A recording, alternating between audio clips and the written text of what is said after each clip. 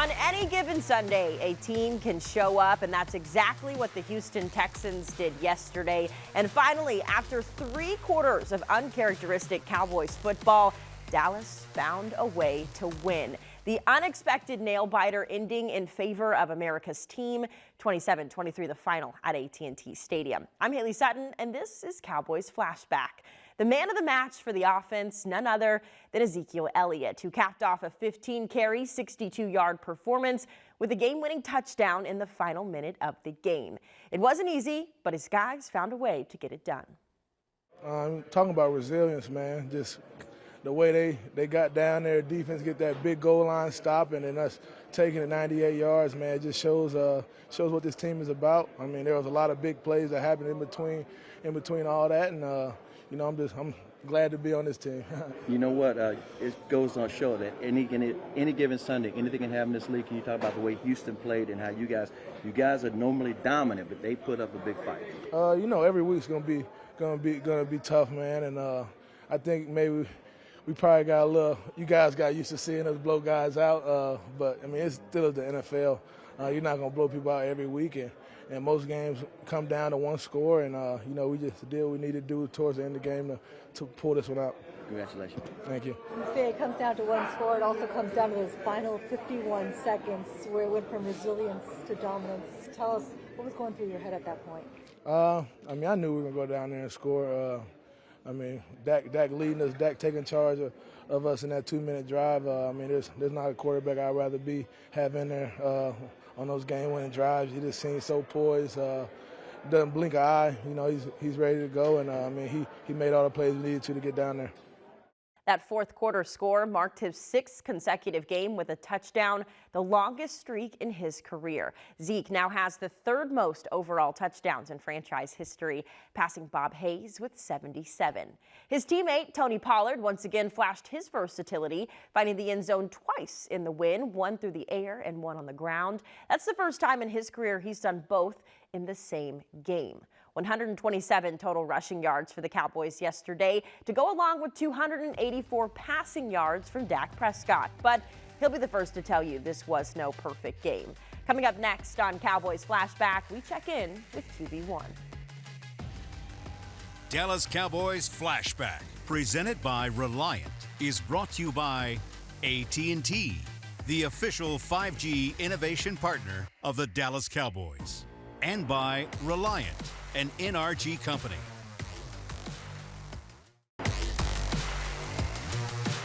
This segment is brought to you by AT&T, the official 5G innovation partner of the Dallas Cowboys. Yesterday's game was one of self-inflicted wounds. The team spoke about that a couple weeks ago after facing the Giants when they racked up a season-high 13 penalties. The wounds from this week's game, however, were the turnovers. 17 points for the Texans off the Cowboys' mistakes. Quarterback Dak Prescott added 2 interceptions to his count, bringing his season total to 9 in 8 games. Clearly not something he's happy about. He is, however, happy about the effort his guys continue to show. Yeah, I'm damn sure not a fan of that. I think y'all guys know that. It's frustrating. It's very, very frustrating. If you go back in all of them, yeah, some were miscommunication in the past games. Tonight, first one, tried to fit it in too tight of a window. I don't even know if Noah necessarily saw it, you know what I mean? Guy tried to get a hand on it, ball pops up in the air. The second one, my arm got hit.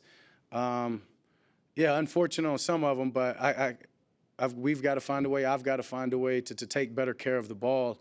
But yeah, damn right, it's frustrating. No, it's not something that I've ever been okay with and never will be okay with. But I'm not gonna not be aggressive, as I said. I've worked too hard. This team's worked too hard, created too great of a chemistry for me to, to not be aggressive and to not try to make the throws that I know I can make, but damn sure I've got to be smarter and just weigh the risk versus the reward in a split second. And that's just part of my preparation is something that I promise I'll clean up. Dak, Todd Archer with ESPN. How you guys won this game be as influential as how you beat Minnesota? Yeah, for sure. Yeah, when you win a game like this, late in the game, obviously down, turn the ball over. These guys have the ball within the 5-yard line. with 3 minutes or so, something like that left, with a chance for them to go up 10, and our defense goes on a goal line stance. We get the ball back on the 2-yard line and able to put a drive together. I think this is more this will serve us more than I think the Minnesota game or even the way that we finished last game when it comes down to it, because we're going to play some tough games as we get going. You got to play games like one-score games here in the back end against our division, whether it be the playoffs, and just for us to have that confidence and trust in one another and continue to tighten our bond is something that we're going to need. So, yeah, in a sense, we needed this game, and that was for Mickey's 70th birthday, if y'all guys didn't know that. So that's why, you know, we weren't going to allow this to be a sad one for him. So, yeah, happy birthday, Mick. Back-to-back double-digit win seasons for the first time in Dak's career and for the first time since the 90s. But as Mike McCarthy always says, a win is a win in this league. The Dallas Cowboys are now 10-3, and McCarthy is hoping to keep it going throughout the week. Next on Cowboys Flashback, we head to the podium to hear from the head coach. This segment was brought to you by AT&T, the official 5G innovation partner of the Dallas Cowboys.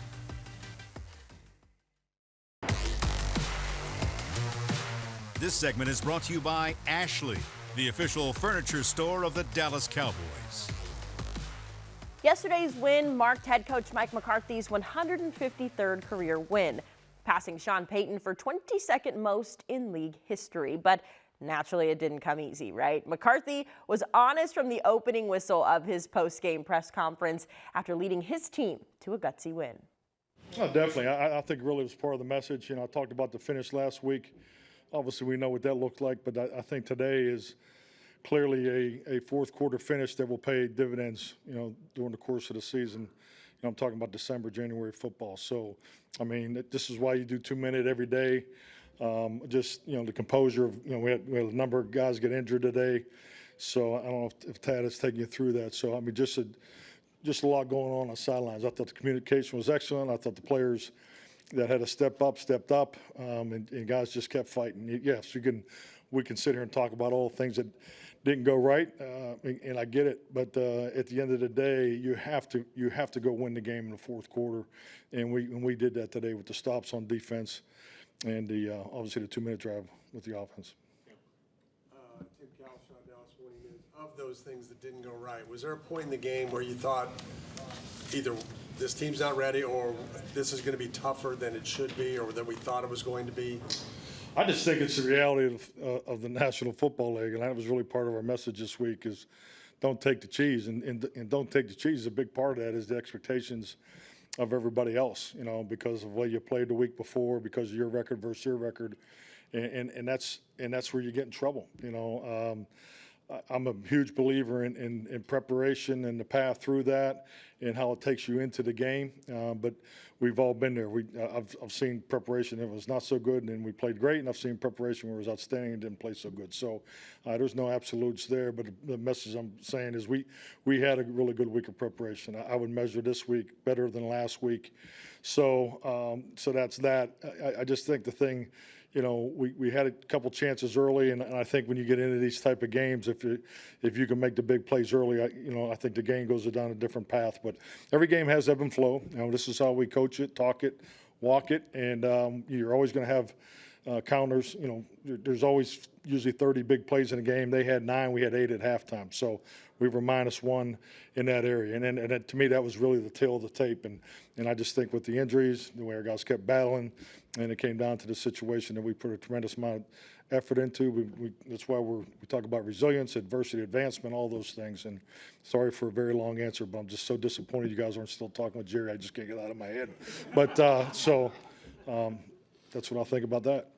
Just like so many times this season, it was the defense who stepped up to keep the Cowboys in the game, making play after play when it mattered. They held the Texans to just 114 rushing yards while adding 4 tackles for loss and 4 pass deflections. I spoke with defensive tackle Neville Gallimore after the game about what makes this defense so special. Also joined by Neville Gallimore. Neville, a phenomenal game for you down the stretch, really the whole game, but I want to talk about that fourth quarter, things coming down to the wire, and another game where this defense has been tasked with stepping up to allow the offense to put this one away. Just how much have you guys developed on that side of the ball to help keep your team in close games like this one?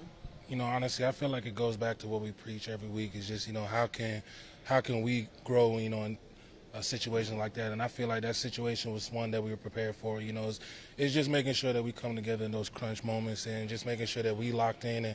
And it goes back to some the things that we harped on the whole season about focus on the little things, the details. And that was just an opportunity that I had to, you know, help do what we needed to do. And that's just kind of going back on the fundamentals, trusting the coach and just trusting the plan and just, you know, letting instinct take over. I know the nation knows about the Trayvon Diggs, the Micah Parsons, the DeMarcus Lawrences, but for guys like you and Osa and even, you know, Nashawn getting in there, Kelvin Joseph, all of these guys who are making an impact on that side of the ball, what do you think today's game said about the defense? I think it just really says that, you know, we got dogs all across the border. And the thing what I love most about, you know, this defense, you know, it's so competitive. We got guys that literally, you know, love and breathe football, and they want to be the ones to make that play. So I feel like that's what keeps us driven. And we know that, you know, just how the game goes, you know, if they're looking at guys like that, you know, the opportunity is going to present itself for us.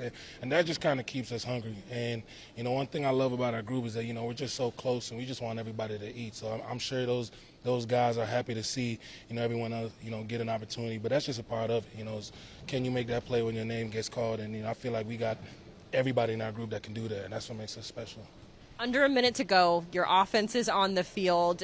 Walk me through your vantage point of that drive and the level of relief you felt whenever Zeke got into the end zone. You know, it's funny, you know, I don't want to be cliche, but, you know, that's the thing that we preach on, just having that neutral mindset. So it's one of those things where we know that, you know, we were going to do our job as a defense to give our offense that opportunity, and we knew when the ball's in their hands in that moment that they were going to come away with it. So it was one of those things you just had to take a deep breath, relax, trust in our offense to do what they did, and, you know, good things happen. And that's kind of like the main thing. So I know for me, when I was sitting back watching, I'm like, you know, confident in my offense. I ain't going to celebrate yet, but we're just going to let them do their thing, and they delivered, as they always do. 10 wins on the season. You're back on the road next week as the postseason continues to approach. How important are games like this to come out with a win whenever things are close? Extremely important. And, you know, I feel like, you know, at this level, what I mentioned earlier, playing games like this build a lot of character. You know, like just being able to come together and to you know, just attack adversity as we did, you know, that definitely sets us up. And people kind of forget it's the NFL, man. Any given Sunday, any team that you play against, they got ball players, they got guys that can make plays. So, you know, it's a matter of which team that can stay locked in for the longest and which team that can have that trust and really just limit mistakes. So I feel like from this game and moving forward is just how much more can we grow, right? So that's what we're looking forward to do. Any given Sunday, but this Sunday it was you guys. Neville, thank you so much. Thank you. Appreciate you. A good day for the defensive line, but an important day for the secondary, with several young players asked to step up following the injury to Anthony Brown last week. And once again, one of the newer faces made an impact late in the game, but it didn't come without a little controversy. I'll explain next on Cowboys Flashback. This segment was brought to you by Ashley, the official furniture store of the Dallas Cowboys.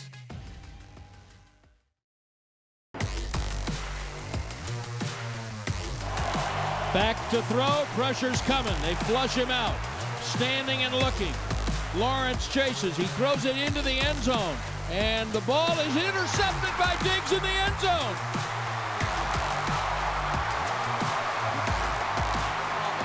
Diggs and McCormick both have the ball. McCormick comes away with it, and he might get the pick. They're fighting for it. And my apologies to Davis Mills. He just tossed that thing about 67 yards in the air. The only players around that football were Dallas Cowboys. What a wild way for this one to end. The room that everyone was paying attention to this week, sealing the deal for the Cowboys in the end zone. It was Israel Mukuamu who was credited with the interception, but clearly a team effort from the secondary. I spoke with Mukuamu after the game about that pick and the effort from his guys last night.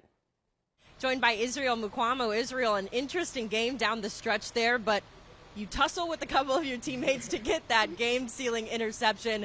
How good did that feel to end the game for both you and for the entire defense? It felt pretty good just going through adversity the whole game, even in the fourth quarter, to come back by 6, and then just to get my first career interception. You had to battle for that interception, though. Yeah, I had to. Me and Diggs was under there, but I came out with it. I think J-Ron was in there also. Yeah, I don't know who it was. All I know is I went up, we both had our hands on the ball, and I was like, nah, this is mine. You also did the celebration, jumping up into the stands. Just how much of a relief was it to get that play, to end the game, to kind of put this one to bed? It just mean a lot, just because we got the 10 wins, and then now we're on to the next. Of course, we wanted to play better, but it's hard to win, so we got to win, and that's all that matters. Yeah, that's what I was going to say. The theme of this year's team has been resiliency. How did this game put that into perspective? Just coming back, fighting back in the fourth quarter. The game didn't go how we wanted to, but we was resilient. The offense had a big drive late, and then we got to stop, and we was able to win the game. This one was a game, too, where the secondary really had a lot of eyes on them. You lost Anthony Brown last week, Jordan Lewis earlier in the season. How proud of you of that group and you being a part of that group for you guys to rally and show that resiliency? I'm so proud of the group because, like our coaches always say, the next man up, and then the level doesn't drop. We all got to play to the standard, and we did that. 10 wins on this season. I think this is back-to-back seasons now where you guys have been able to do that, and you've been a part of both of those seasons. How good does it feel to get to double digits and looking ahead to next week's game? It feels good. It's hard to win in this league, and just to get the 10 wins, like our coach said, it means a lot, so we're just going to keep chopping at the bit. Perfect. Thank you so much, Israel. Thank you. So Israel gets his first career interception, but Trayvon Diggs felt like he deserved at least a little bit of credit, tweeting after the game, quote, "Credit me with the INT, please. I had it first, LOL, or we can split it 50-50. We, of course, spoke to number 7 after the game, where he had some more thoughts on that play, as well as his unconventional fumble return in the third quarter. Just saw the ball, going up there, just high-point the ball, making a play. My guy did a good job of boxing everybody out, so there was no one there. So it was just, ball in the air, my first instinct. Can you take us through the fumble recovery? How long do you think you returned it 17 yards or something? How long do you think you actually ran on it? Probably ran about 120 for 17 yards, but it was a good 17. It was worth it. Was there a point it looked like there was a tail end of the play where you were like, all right, on it? Yeah, I seen 2 big linemen coming. I know they were mad because I was running around the field, and I know they was like, when I get a hold of him, I'm going to crush him. So I was like, I just went out of bounds. Trayvon, obviously a win's a win, but yeah. How do you balance how you feel about a game like this? Do you want to carry some of that frustrating feeling after this? No, it was a good game for us. Like as far as like adversity wise, we need games like that just to see how we're gonna respond. To a little adversity. Games not going our way, things not going our way. So how we gonna respond? And I think we did a real good job of that. We need games like that. Playoff time come around. There's gonna be games just like that. So we just gotta fight. All players in the NFL are good players. Regardless of their record. Anybody could win on Sunday. Anybody could lose on Sunday. So just going out there competing and just fighting. Just show what type of team we got. All that for a 17-yard fumble return on that play. Time for our final break, but when we return, we'll wrap up the show with a couple injury updates, and we'll hear from owner and general manager Jerry Jones.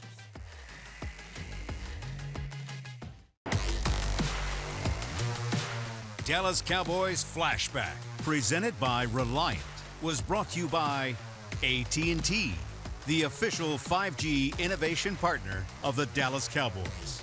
Reliant, an NRG company. And by NFL Game Pass. You'll never miss a game again. Enjoy full and condensed game replays from Week 1 to the Super Bowl. The Cowboys' 27-23 win over the Texans was anything but easy. And even before the whistle, the team was battling adversity. Safety J-Ron Kearse had to be helped to the locker room before returning to play the whole game. But there were plenty of other injuries to monitor. Jonathan Hankins left the game with a shoulder injury. Jake Ferguson with a head and neck injury. Dorrance Armstrong walked out of the locker room in a walking boot after spraining his ankle. And Terrence Steele had to be helped off the field with what we now know is an ACL tear. But with all this adversity the team faced, they still found a way to dig deep and win in an effort that impressed Jerry Jones. I'm certainly proud of the job he's done, unquestionably.